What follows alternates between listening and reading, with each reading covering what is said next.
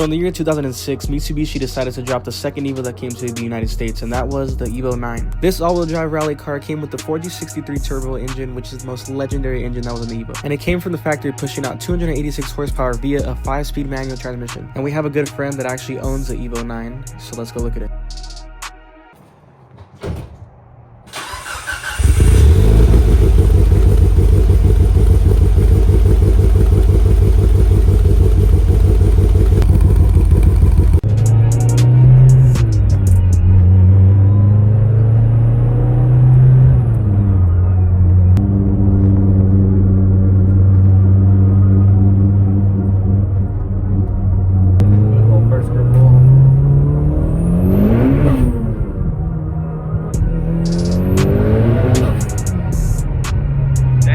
Wild, bro. It's fun, man.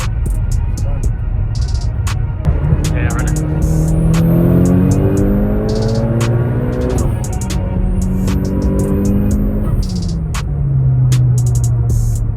Dang. Train tracks. Clap down now. Imagine it. Put it for sale, dude. Nah. It's 85, bro. I guess E85 is more premium than premium right now. It came out in 06, but it was manufactured in 05? Yeah, Or... for being almost 20 years old, you know what I mean? I feel like Dang. it's in good shape. I stopped dailying it just in time.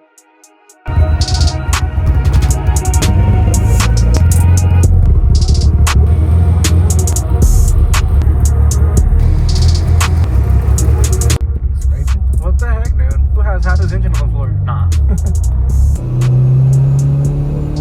Yeah, run it.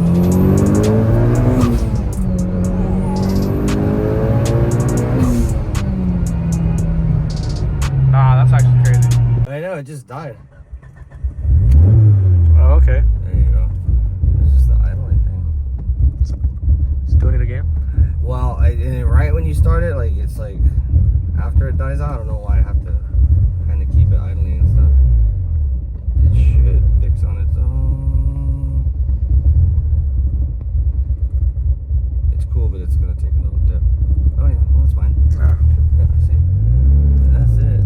Well, A lot of people say it's hard to tune these, but there's a lot of tuners that run their mouth and like, it's so easy and things like that. I haven't gone back to my tuner for an adjustment, so we'll give him one shot to get it right. Nah, he'll do fine. he'll He'll get it, man. The non-Evo.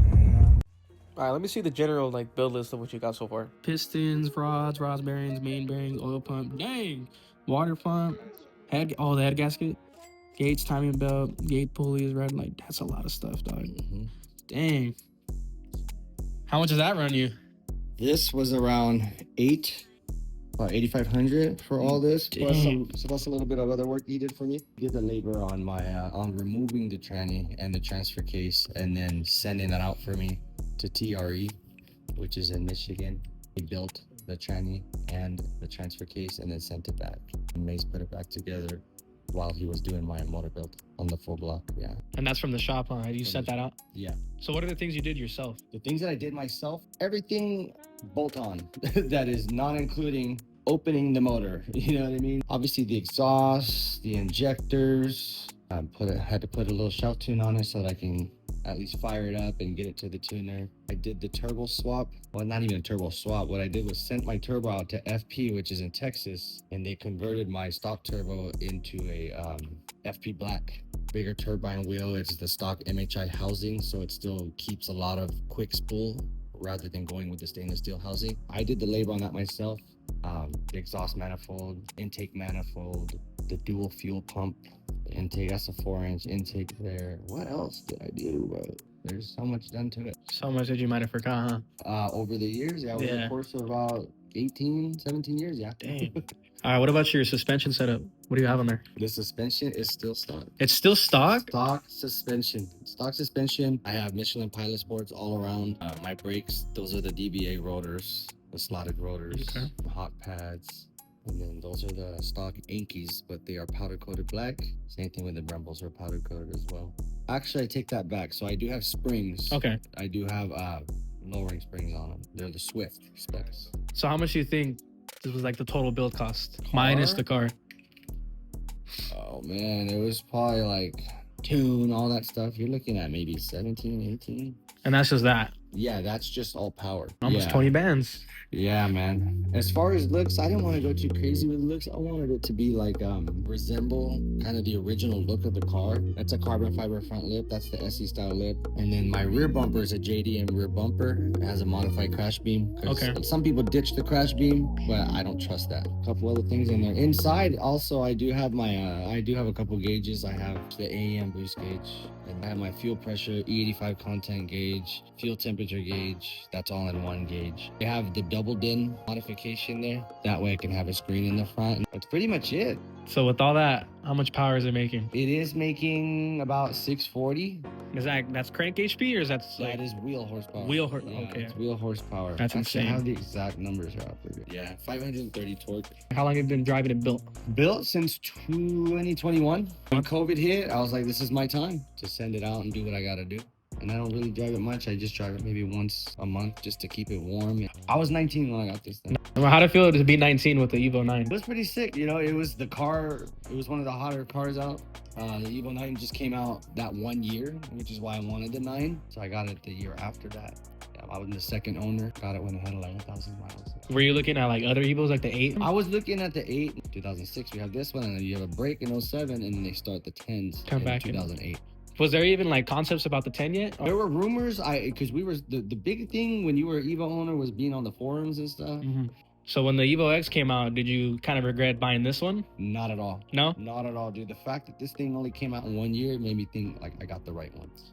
Now, I know there's a lot of beef between 10 owners and 9 owners because of the engine. What do you think about that? 4B11T versus 4G63? I mean, it's Mitsu, so I have love for it, but it's an aluminum block, and that will never match up to a cast iron 4G63. So Right.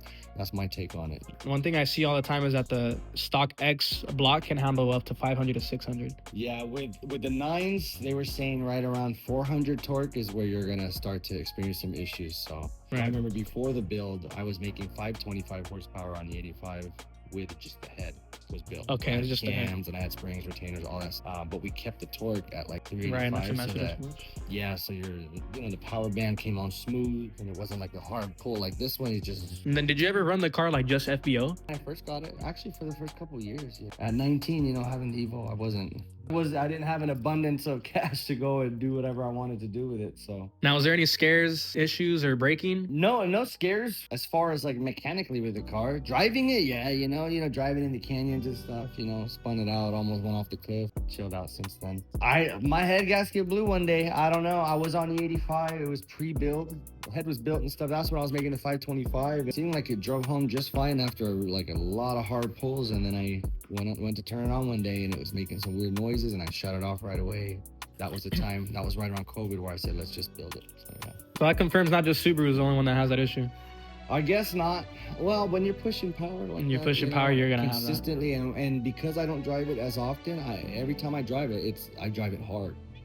What was one race that you remember that you like Loki just smacked somebody? Oh man, I've raced so many cars in this thing. I've won a lot. I've lost a lot. Some of my most memorable races are probably when these Mustangs were pretty nice right around 2002. Those Cobras and those Salines. They were When really those came hot, out? and they were just flexing on us all the time. And just races with those types of cars. You know, those GTOs, like those older muscle cars that you don't see any, now. Right.